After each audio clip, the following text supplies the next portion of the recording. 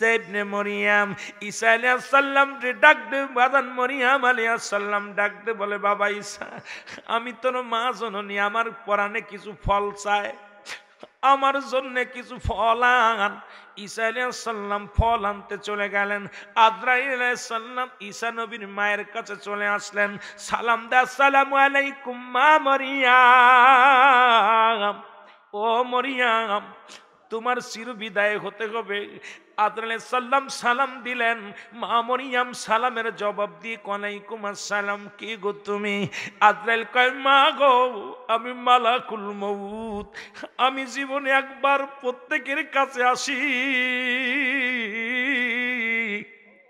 ইমানদারের জানটা আমি বাইর করি জমিনের মধ্যে আসিয়া আর বেঈমানদের জানটা বাইরের জন্য আমি জমিনে আসি না আমি এত বড় দানব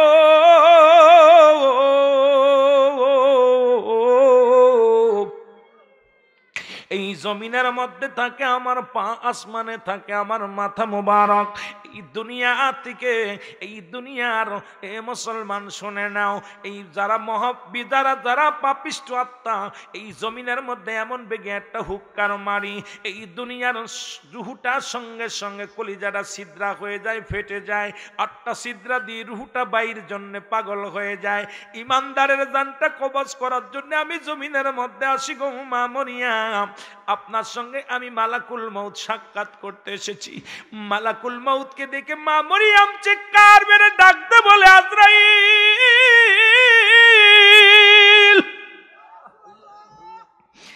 আজরাইল রে আমার কলিজার টুকরা সন্তান আমি মা দুঃখিনী মায়ের জন্য ফল আনার জন্য গেছে রে মালাকুল মউত একটু আমার সময় দে আমি আমার ছেলের সঙ্গে দুইটা কথা বলে যাই মালাকুল মউত বলে মা মারিয়াম সময় আমি দিতে পারবো না কারণ আল্লাহর হুকুম হয়েছে আর একটা মিনিট আপনারে আমি তাজা জিন্দা রাখতে পারবো না মরিয়াম কই মালাকুল মউত রে আমার ঈসা নবী যখন এসে দেখবে আমি মা দুনিয়ার মধ্যে নাই রে আমার ঈসা বড্ড পাগল হয়ে যাবে আমার ঈসা কাঁদবে আমার ঈসা মা মা বলে চিৎকার মারবে ও মালাকুল মউত আমাকে 2টা মিনিট সময় দেওয়া যায় না আজরাইল কয় মা 1 সেকেন্ড আমি সময় দিতে পারবো না সঙ্গে সঙ্গে মা মরিয়াম কয় যদি না পারো আমাকে নিয়ে যাও সঙ্গে সঙ্গে মালাকুল মউত মা মরিয়ামের জানটা বাইর করে নিলেন মা মরিয়াম জমিনের ভিতরে পড়ে গেলেন জোরে জোরে বলো আল্লাহু আকবার আমার মরণ আসিবে আরো জোরে বলেন আমার মরণ আসিবে কখন এই আমি চলে যাব আমায় তোমরা ভুইলা যাইও না আমি চলে যাব আমার মরণ আসিবে কখন কেউ তো জানি না আমার মরণ আসিবে কখন ডানে বামে মাটি আমার মাটির বিছানা ডানে বামে মাটি আমার আরো জোরে বলেন ডানে বামে মাটি আমার মাটির বিছানা এই আমার মরণ আসিবে কখন এই আমি চলে যাব তোমরা আমায় ভুইলা যাইও না আমি চলে যাব আমায় তোমরা আমার মরণ আসিবে কখন কেউ তো জানি না আমার মরণ আসিবে কখন এ দুনিয়ার মুসলমান শুনে নাও ঈসা আলাইহিস সালাম ফলের ছাকা নিয়ে বাড়িতে ফিরলেন আয়সা দেখে মা জননী ঘুমায় আছে চিন্তা করছে মা ঘুমাইছি ডিস্টার্ব করা যাবে না ফলগুলো মায়ের পাশে রেখে দূরে দাঁড়ায়া দাঁড়ায়া রইলেন। চিন্তা করে কোনদিন তো মা আমি ঘরে ফিরলে মা ঘুমাইতো না, আমার পায়ের শব্দ শুনে মা জননী জেগে যেত। আজকে হঠাৎ মা তো কয়েক মিনিটের মধ্যে মা এমনে ঘুমালো কেমনে। কয়েক ঘন্টা পরে যাইয়া মায়ের হাত ধরে ডাকতে বলে মা মা। ঈসা আলাইহিস সালাম মাকে ডাকতে বলে মা গো, ও মা। হাত ধরে দেখি মার দুনিয়ায় নাই, মা চির বিদায় হয়ে গেছে। একটা চিৎকার মেরে ডাকতে বলো মালিক রে, আমি সারে তুমি এতিম বানাইলা, আমি সব বড় এতিম হইলাম রে। আমার দুঃখিনী মা ফল খাইতে চেয়েছিল, আমি ফল আনি আমাকে পাইলাম না। আমার মায়ের আল্লাহ তুমি আমার মাকে জিন্দা বানায়া দাও, আমি আমার মায়ের সাথে দুটি কথা বলতে চাই। আল্লাহ কয়ে, জিবরিল আমিন কয়, ও আল্লাহর বন্ধু, আল্লাহ আপনাকে সেই ক্ষমতা দিয়েছে, মাকে জাগতে বলেন, জেগে যাবে। মারহাবা বলেন না। ঈসা নবী ডাকতে বলে মা মা মা ওঠো। মা মরিয়ম লাফ দিয়ে উঠে গেলেন। বাবা তুমি আইসু? কয় মা। বাবারে ফল নিয়ে আইসু? কয় আইসি মা। কয় বাবা দাও? কয় না মা, আর ফল খাওয়া যাবে না, এই দুনিয়ার ফল তোমার জন্য শেষ হয়ে গেছে। মা গো, তোমাকে আমি জিন্দা বানাইছি একটা কারণের জন্য। মা গো, আজরাইল আলাইহিস সালাম তোমার রূহটা বাইর করেছে, তোমাকে কত কষ্ট দিছে এটা জানার জন্য আমি তোমারে জাগাইছি। মা, আজরাইল কেমনে তোমার জানটা কবজ করলো, আজরাইল রূহটা কেমনে বাইর করলো গো মা, একটু জানায় দাও। ও আমার দুঃখিনী মা, তুমি আমারে জানাও। দুঃখিনী মা চোখের পানি ছেড়ে ডাকতে বলে ঈসা রে, বাবা ঈসা, শুই না আলো, তোরে পৃথিবীর মধ্যে আনতে যত কষ্ট হয়েছিল, আমি এত কষ্ট পাইছি জীবনে এত কষ্ট পাই নাই। তোমার আজরাইল আলাইহিস সালাম আমার আগুন জ্বালিয়ে দিছে, আমি এত কষ্ট পেয়েছি ঈসা, আমি এত কষ্ট জীবনে পাই নাই। ঈসা নবী ডাকতে বলে আজরাইল কই রে, আয় আয়। আমি নবী ঈসা ডাকছি, তাড়াতাড়ি আয়। আল্লাহ ডাকতে বলে আজরাইল দৌড়াইয়া যা, দৌড়াইয়া যা, আমার ঈসা নবী ডাকছে রে, দৌড়াইয়া যা। আজরাইল এসে বলে নবী গো, কিসের জন্য আমারে ডাকছেন, কি কারণে আমারে ডাকছেন? ঈসা নবী বলে আজরাইল আগে বলে দাও, তুমি আমার মার জানটা কেমনে বাইর করেছো? আমার দুঃখিনী মা কষ্ট পেয়েছে, আমি নবী হইয়া জীবনে কত দোয়া করলাম আমার মাবুদের কাছে, আমার মায়ের জানটা যেন আসানের সঙ্গে কবজ হয়। তুমি কেমনে ভাবে আমার মায়ের রূহটা নিছো বলো? জিবরিল আমিন আলাইহিস সালাম ডাক দিয়ে বলে, হুজুর আল্লাহর কসম করে বলি, আপনার মাকে আমি কষ্ট দিই নাই, আপনার মায়ের অনুমতি নিয়ে রূহটা আমি বাইর করেছি। তবে আপনার মায়ের রূহটা যখন বাইর করেছিলাম, আপনার মা যেমন শিশু সন্তান দুধ খাইতে খাইতে মায়ের কোলে ঘুমায়া যায়, তদ্রূপ ভাবেই আপনার মায়ের জানটা বাইর করেছি। আমার এই পবিত্র হাত মুবারক আপনার মায়ের মাথার উপরে রেখেছিলাম, এত আসানে মৃত্যু দিয়েছি। আরে আজরাইল, জনম দুঃখিনী মা চিৎকার বেড়ে বলে, আজরাইল কি শুনাইলি? এত সহজ মৃত্যু যদি এত কঠিন হয় রে, যাদের মরণের সময় জিহ্বা বাইর হয়ে যায়, যাদের মরণের সময় পায়খানা প্রস্রাব করে দেয়, যারা মরণের সময় চোখ দুটি বড় বড় হয়ে যায়, এক টঙ্গ পড়ে যায় রে আজরাইল, তাদের তুমি কত কষ্ট দাও। আবার নবী ডাকতে বলে মা মা গো মা। মা মরিয়াম চিৎকার মেরে বলে, বাবা বেটা ঈসা রে, মালাকুল মউত এত আসানে মৃত্যু দিছে, তবু আমি সহ্য করতে পারি নাই। তোর মায়ের বুকটা রে জর্জর হয়ে গেছে রে, তোর মায়ের কলিজায় বড় আঘাত লাগছে রে বাবা। এই দুনিয়ায় আল্লাহ যে দেখছে এই বেঈমানদের রুটে কেমনে আসান করবে। এ বেটা ঈসা, আরে মৃত্যু যন্ত্রণা এত কঠিন আগে জানি নাই রে। আরে মৃত্যুর যন্ত্রণা আমি মরিয়াম সহ্য করতে পারি না। জোরে জোরে চিল্লায় বলা যাবে না আল্লাহু আকবার। রে আজরাইলকে ভাই সকলে ডরায়, পদ্মা দিয়া যাইতে পথে নাও ডুবিয়া যায়। বলো পদ্মা দিয়া যাইতে পথে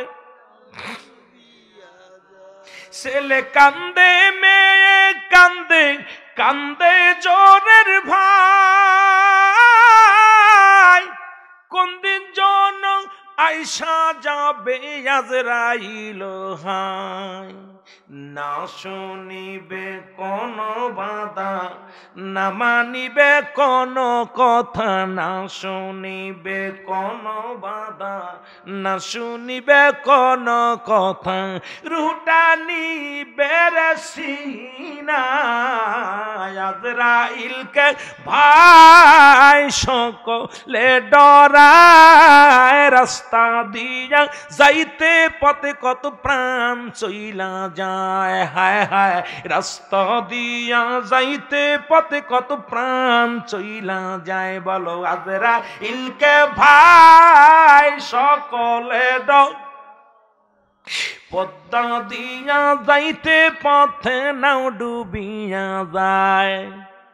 থাকবা বান্দা কতদিন এই না দুনিয়ায়, থাকবা বান্দা কতদিন আর এই না দুনিয়ায়। রং তামাশা ছেড়ে দিয়া খুদা সে নহায়, হায় হায়। রং তামাশা ছেড়ে দিয়া খুদা সে নহায়। ওরে যেদিন তোমায় নিবে সিনাই, যেদিন তোমায় নিবে সিনাই, কেউ না আপনজন ভাই। আজরাইলকে ভাই সকলে ডরায়। রাস্তা দিয়া যাইতে পথে কত প্রাণ চইলা যায়। জোরে বলো ঠিক কিনা। কোথাও শান্তি নেই।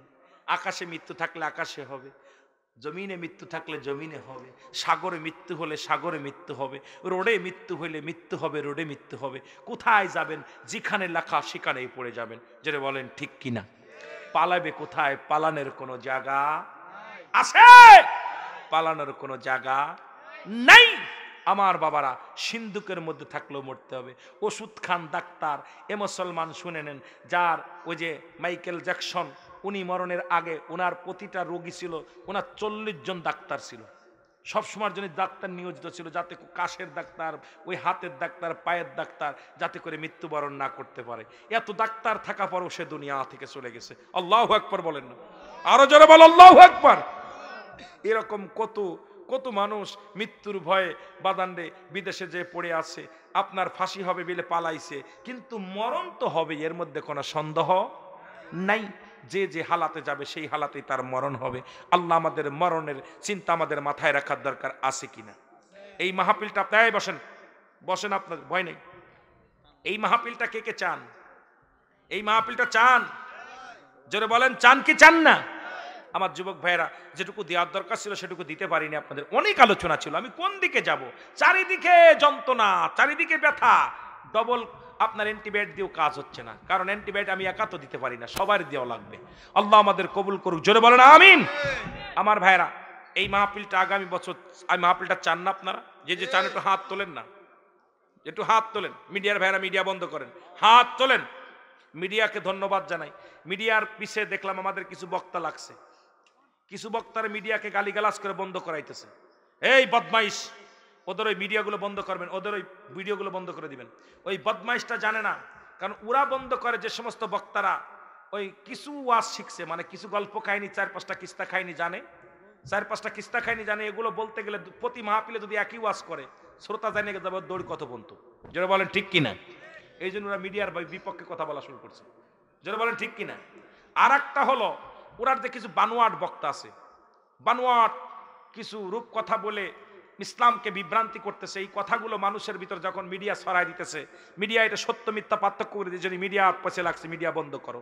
কিন্তু ওরে বোঝা উচিত ছিল যে এই মিডিয়ার কারণে তুমি আজকে এত বড় বক্তা হয়েছো, তুমি আজকে বড় কথা বলো, তোমার চিন্ত কিটা, তুমি পিচ্ছি মৌলবী, তোমার চিন্ত কিটা, তুমি টেরা মৌলবী, তুমি পিত্তি মৌলবী, তোমার চিন্ত কিটা। মিডিয়ার কারণে আজকে মিডিয়ার জন্য তুমি রুহুল আমিন সিদ্দিকী বড় চেয়ার পেয়েছো, কিন্তু সেই মিডিয়ার বিরুদ্ধে যারা লেখছেন, তো মিডিয়ার ভাইদের অনুরোধ করবো আলেম ওলামার ইজ্জত চলে যাক এমন কোনো কাজ করবেন না। আলেম ওলামার ইজ্জত চলে যাক এমন কোনো কাজকর্ম করবেন না যা দ্বারা আপনারাও হালাল পন্থী উপার্জন করতেছেন, যেহেতু এটা হালাল পন্থী। মিডিয়ার যে উপার্জন করে সবাই ব্যবসার জন্য করে না, অনেক ভাইয়েরা আছে ব্যবসা বাদেও ইসলামের জন্য ধারক বাহক, তারা কষ্ট করে মিডিয়ার জন্য, অনেক প্রাণ ঢালা করে এই শীতের রাত্রে মোটরসাইকেল চালায়, হেঁটে যায়, কত কষ্ট করে।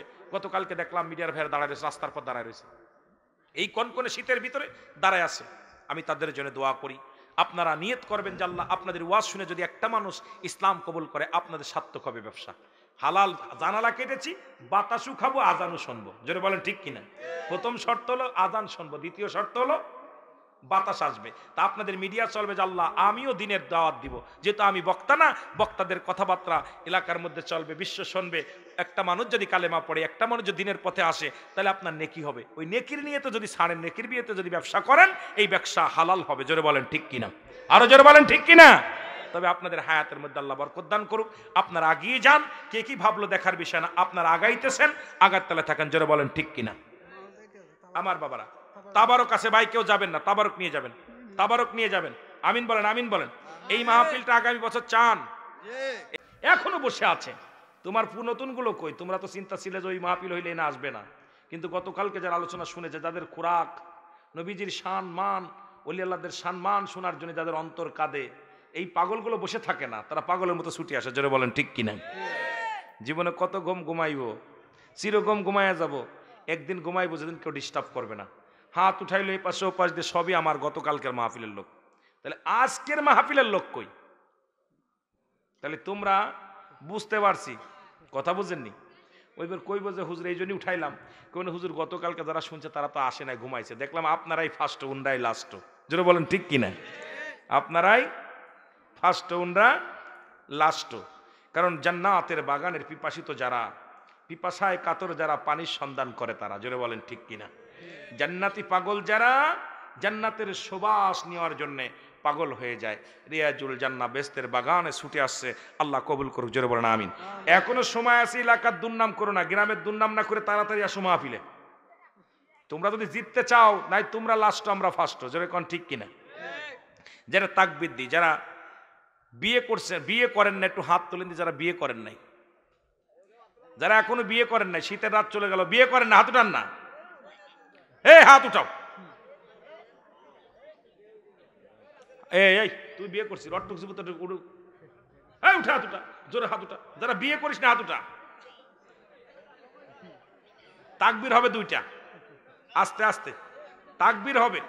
দেখবো কারা ফার্স্ট হয়, এই মুরব্বীরা ফার্স্ট হয় না ওরা ফার্স্ট হয়। হাত নামান। যুবকরা গলায় খাওয়ার দাও, ভালো করে পরিষ্কার করে নাও। আমি বলবো নারায়ে তাকবীর, তোমরা বলবো আল্লাহু আকবার। নারায়ে রিসালাত ইয়া রাসূলুল্লাহ, নারায়ে গাউসিয়া ইয়া ইয়া গাউসিয়া। কথা বলেন, ভালো করে চিৎকার মারবেন, দেখা যাক কারা ফার্স্ট হয়। যুবকদের তাকবীর আগে, কোনো বুড়ারা তাকবীর দিবেন না, আপনারা কিন্তু উত্তর চুপ করে থাকবেন, নিঃশ্বাস কিন্তু আস্তে ছাড়বেন, শব্দ যেন জোরে হয় না, শব্দ যেন জোরে হয় না। খালি যারা বিয়ে করেন এদের তাকবীর। নারায়ে তাকবীর,